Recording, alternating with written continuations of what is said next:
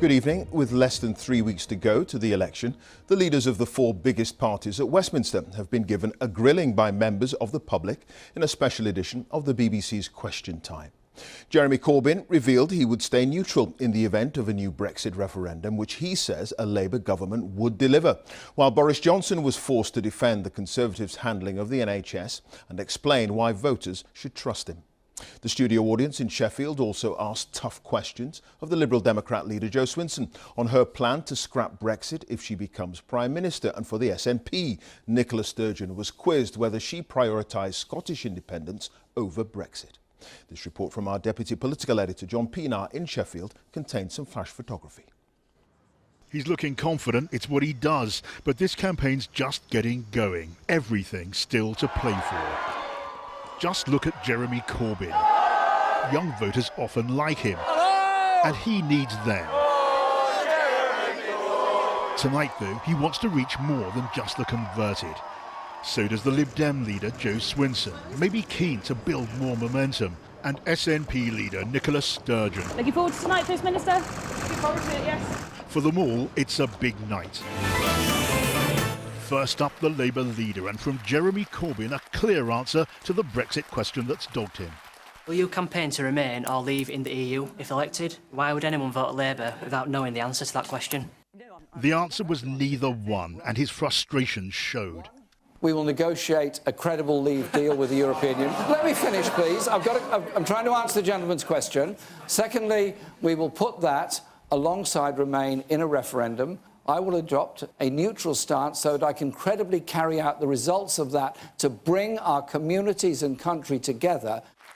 Then a question that's hurt him, anti-Semitism in the party, his own treatment of a Jewish woman MP. Ruth Smith, a Jewish MP, was heckled out of that press conference. And there you are, at the end of the press conference, chatting happily to that same heckler. I don't buy this whole nice old grandpa. I see that video, and that tells me all I need to know. Misogynism, racism in any form, is absolutely not acceptable in any form whatsoever. There's a big question over the union. The SNP wants a referendum. He says not his priority. So when? What does the early years mean? Is that year 2, year 3, year 4? The early years, first 2 years, at least. Another answer that'll be remembered. But Nicola Sturgeon wants more and hopes to get it if no party wins the election outright. If there's a hung parliament, what is the price of your cooperation with a minority government? I could not, in good conscience, ever put Boris Johnson into number 10 Downing Street. In terms of what I would seek to win from a minority Labour government, obviously I would ask for and expect Jeremy Corbyn to respect the right of the Scottish people to choose their own future. And if she wanted another Brexit referendum, why was one vote on independence enough? So would you want a confirmatory referendum? Because I don't OK, so you want a referendum for Brexit, second one, but not for your independence deal? The point I'm making is I don't think the position we're in right now with Brexit had to be like this. That was down to the bad planning, the lack of planning. Jo Swinson next. She's a potential power broker too. But the Lib Dems, to one questioner, was still carrying the baggage of being junior partner to the Tories in coalition. Do you regret consistently voting with the Conservatives in favour of harsh and uncaring benefit cuts? There are far too many people in our country living in poverty, and life is too hard. And we did not get everything right.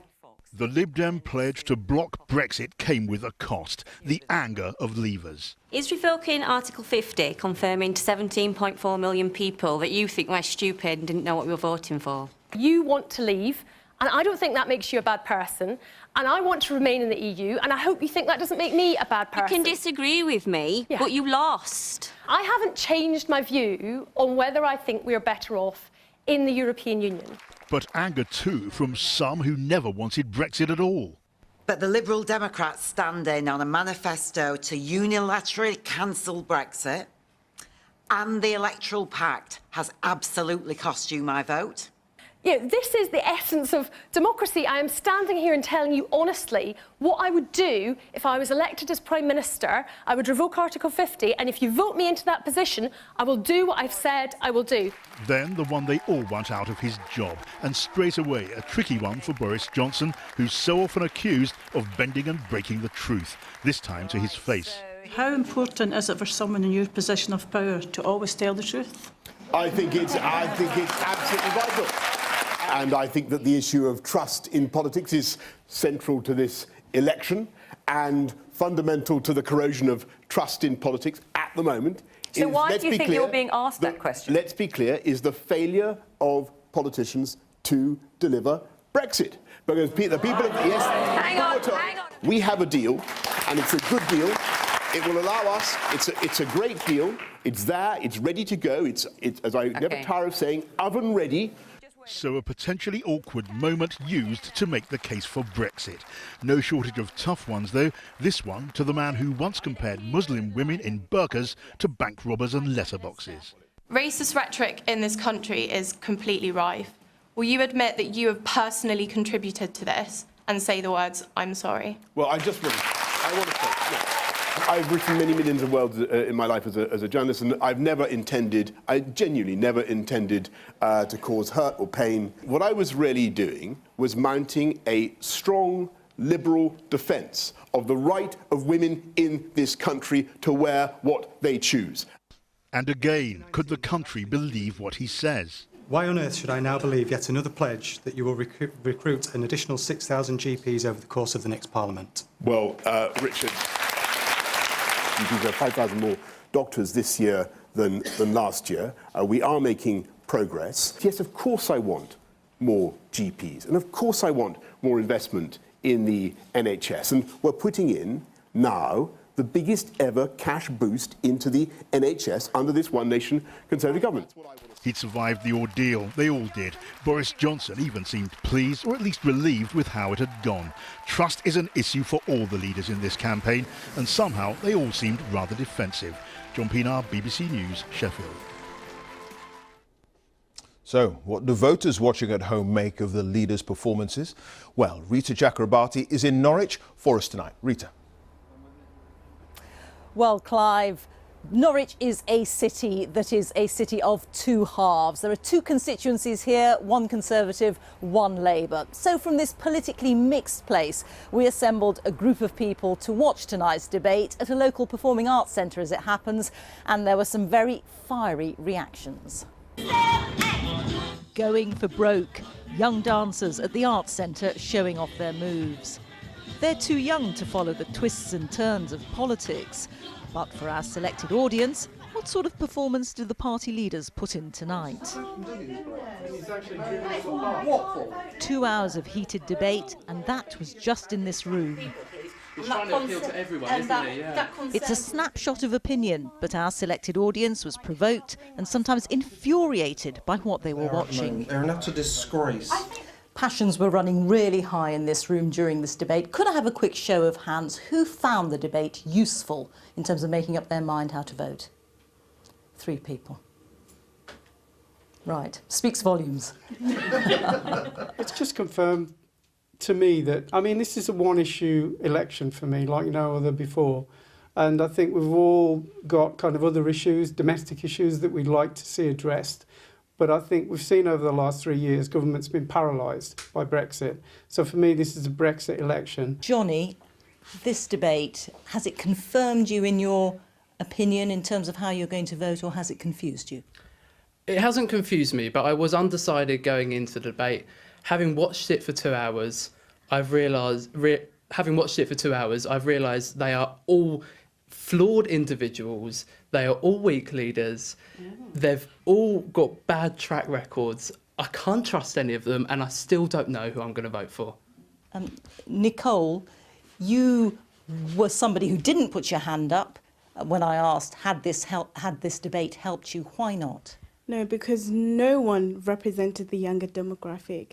We do not share the same values. No one spoke up for young people. Issues that concern us, mental health, climate change, social services, a knife crime in London, asking why is a knife crime taking place is because of the lack of funding and the cuts in youth services. None of the candidates address that issue. From all this audience, there were lots of moans and groans during the debate. Were there any parts of it that you found uplifting?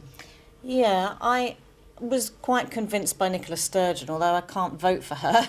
And I feel a bit frustrated, actually, that none of the leaders from, the English Parliament were very convincing. Some decided, some still floating, all with strongly held views. Our audience's reaction reflected the divided nation in this deeply unpredictable election. Rita Chakrabarti, BBC News, Norwich. Well, our Deputy Political Editor John Pienaar is in Sheffield, where tonight's election question time took place. John, we heard the views there of some of the people in Norwich who watched the debate and watched the discussion. How do you think this evening will go down with many across the country? Well, we saw this evening, Clive, that the pressure on the leaders was absolutely unrelenting. The audience did their job, truly did their job. And ferocious disputes between leaders and their supporters, that's absolutely a part of healthy politics. But now I think we're seeing the level of trust between the British people and British politics at such a low level that it defies all records in modern times. It's a depressing but I think true thing to say that this election could well be determined by which leader is distrusted least. Now, Boris Johnson may come away from this, the incumbent Prime Minister, content, maybe relieved, that he did nothing to blow his consistent lead in the opinion polls. But given the vast uncertainties of Brexit, given the huge scale of the promises that are being made during this election campaign, with the capacity, the potential for deep disillusionment and disappointment afterwards, I think we could be at a point where this election and its aftermath could conceivably damage that relationship between people and politics to the point that whoever wins may find it very, very difficult, if not impossible, to repair. OK, John, thank you. John Pienaar there live in Sheffield. And we've heard from 4 of the main party leaders tonight, and in a week's time, voters will be hearing from all 7 leaders, all senior figures, whose parties are contesting the election. That debate will be held in Cardiff and broadcast live on BBC One and on BBC Radio 5 Live, and it will be hosted by Nick Robinson. The leader of the Brexit Party, Nigel Farage, has unveiled their election policies, promising what he calls a political revolution that puts ordinary people first. Apart from leaving the European Union, there's a pledge to cut the foreign aid budget, abolish the House of Lords and put a cap on permanent immigration at 50,000 people a year. Our political correspondent, Alex Forsyth, has more details. Nigel Farage. He might be synonymous with Brexit, but today Nigel Farage tried to widen his pitch, setting out what else his party stands for, insisting it has a place. We now want to lead the next phase, which is a political revolution that puts the ordinary people first. Maintaining his anti-establishment stance, this wasn't called a manifesto, but a contract with the people, not a programme for government. He knows he won't get there. But a small book calling for big change, a new voting system, capping immigration, cutting the cost of living, a pitch to Labour voters. Now he's pulled out of Tory seats. The question, though, is his strategy right? Would it make sense for us to stand against sitting Conservatives when they're now beginning to say the right thing? That wouldn't have made sense. We're taking on Labour in their heartlands. In those seats, we're the challenger. And if we can get Brexit Party voices in the House of Commons, we can then keep Boris to his promises. You've effectively said the Conservatives can get Brexit over the line, so you've cut what is your central message well, what I've said at the knees. What I've said is the Conservatives have shifted their position because we exist. If we didn't exist... But the Conservatives have now shifted their position, yeah. So why did you vote Brexit Party? Because the Conservative Party have let us down over the course of the last 3.5 years by making promises and not delivering on them. In Coventry, where the party first launched, they are still standing, trying to tap into Brexit frustration. Nigel Farage says he needs MPs in Parliament to keep Brexit on track, but he's struggled to turn support into seats in the past. And there is a risk in limiting where his party's standing that he's put it on the sidelines of this contest. In this Labour area, some Brexit Party supporters aren't persuaded. Farage has got some really good policies. I agree with a lot of the stuff. I feel that staying with the Conservatives, hopefully the deal will go through. At the pilot pub, Jim had a similar view. Farage has done a good job as far as getting out of Europe. I agree with a lot of them things. But as far as a general election, it will split the vote. But for some avid Brexit Party backers, the only wish is they were standing more widely. I think they should have stuck it out, gone for all the 600 and odd seats, because I think people of this country are so sick of the people in Parliament today. That's what this campaign is banking on, a Brexit backlash to win support. But it might not be an easy ride. Alex Forsyth, BBC News. Meanwhile, Plaid Cymru is promising a £20 billion investment in what it calls a green jobs revolution for Wales. Launching its election manifesto, the party's leader, Adam Price, said there would also be major investment in rail and bus services, a new offshore wind farm and 3 tidal lagoons to generate electricity. He also talked about his ambition for an independent Wales. Here's Howell Griffith. Once these valleys powered Britain's industrial revolution, now the Rhondda's coal mines have become museums. Post-industrial Wales is a place struggling with its political identity, where some sense an opportunity. Plaid Cymru sees this Brexit election as a chance to sell its vision. Although most people here voted to leave the EU, it wants Wales to remain as an independent nation. We want to be at the heart of Europe, on our own terms, in our own right, standing proud. The party's manifesto calls for another referendum on EU membership. It also pledges thousands of jobs from green energy projects like tidal lagoons and wind farms. And it offers an extra £35 a week for every child in a low-income family. As it sets out ideas for the future, Plaid has been drawing on the past and talking about Wales as a country once rich in natural resources like coal, which has been stripped of its assets and left in poverty. It's demanded reparation payments to be made after decades of what the leader calls British rule. Adam Price wants £20 billion to reboot a nation.